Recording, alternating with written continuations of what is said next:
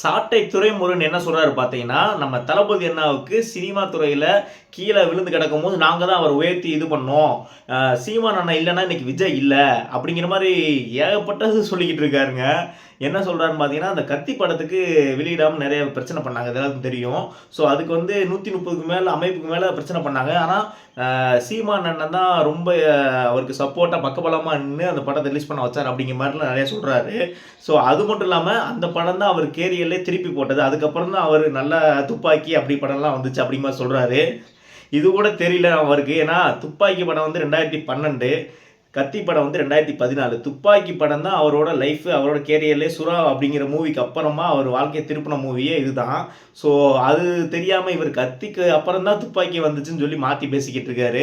ஏதோ நாங்க தான் அவருக்கு இது பண்ணோம் அப்படிங்கிற மாதிரி பேசுறாரு. கொஞ்சம் விட்டோம்னா விஜய் இன்ட்ரோடியூஸ் பண்ணது நாங்க தான், சீமான் அண்ணன் தான் அப்படிங்கிற மாதிரி சொல்லிடுவாருன்னு நினைக்கிறேன். ஸோ அந்த வீடியோவை பாருங்க. அண்ணன் சீமான் அவர்கள் எந்த பாரபட்சமும் எந்த விதமான எதிர்பார்ப்பும் இல்லாம அன்கண்டிஷனல் லவ்னு சொல்லுவாங்க இல்லையா, அந்த மாதிரி விஜய் அவர்களை ஆதரித்தார். தமிழ்நாட்டில் 139 அமைப்புகள் கத்தி படத்துக்கு எதிர்ப்பு தெரிவிச்சது.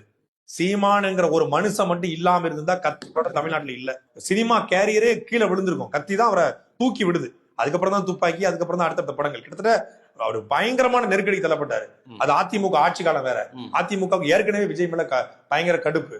மொத்தமா முடிச்சு கட்டிருப்பாங்க. அந்த படத்துக்கு முழு ஆதரவு கொடுத்து நின்று திரையரங்களை நான் வந்து நிப்பேன்னு சொன்னாரு. படம் ஓடிச்சு. இல்ல அது ஒரு தார்மீக இருக்கும். என்னென்ன சொல்றோம் பாருங்க. கம்பி கட்டுற கதையெல்லாம் எடுத்து போடுறாங்க. என்ன நினைச்சிட்டு இருக்கீங்க? நீங்க நினைச்சா நீங்களும் உங்க அண்ணனும் வாய்க்கு வந்தபடி என்னன்னாலும் பேசுவீங்களா? இது மட்டும் இல்லைங்க, ஏகப்பட்ட வீடியோ பேசிக்கிட்டு இருக்கானுங்க இவங்க 2 பேருங்களும். இது வந்து நான் சொன்னா பத்தாது, நாம் தமிழர் கட்சி அவங்க தொண்டர்களே சொல்லியிருக்காங்க. அந்த வீடியோவை பாருங்க. ஒரு 8 வருஷமா நாங்க வந்து நாம் தமிழர் கட்சியில பயணிச்சுட்டு இருக்கோம். காலையில விஜய தம்பி தம்பி அன்பு தம்பி ஆறு இளவல் அன்பு தளபதி ஆசை தளபதி எல்லாம் சொல்ல வேண்டியது. மறுநாள் காலையில பார்த்தா ரோட்ல அடிபட்டு செத்து போவாங்க.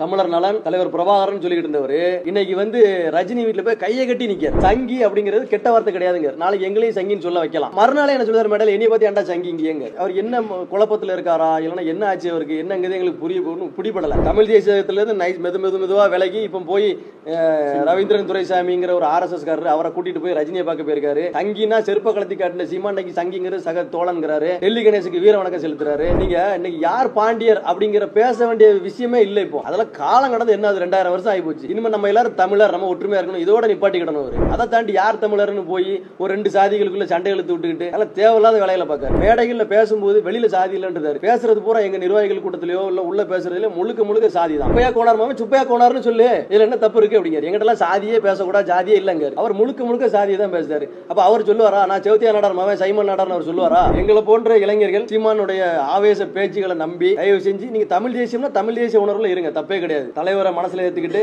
நம்ம ஒரு அமைப்பா கூட இயக்கமா கூட செயல்பட்டு போலாம். ஆனா இவங்க வயிறு வழக்குக்கு இவங்க கார்ல போறதுக்கும் நம்ம வந்து ஒரு தூண்டில் புழுவா மாற்றிடக்கூடாது.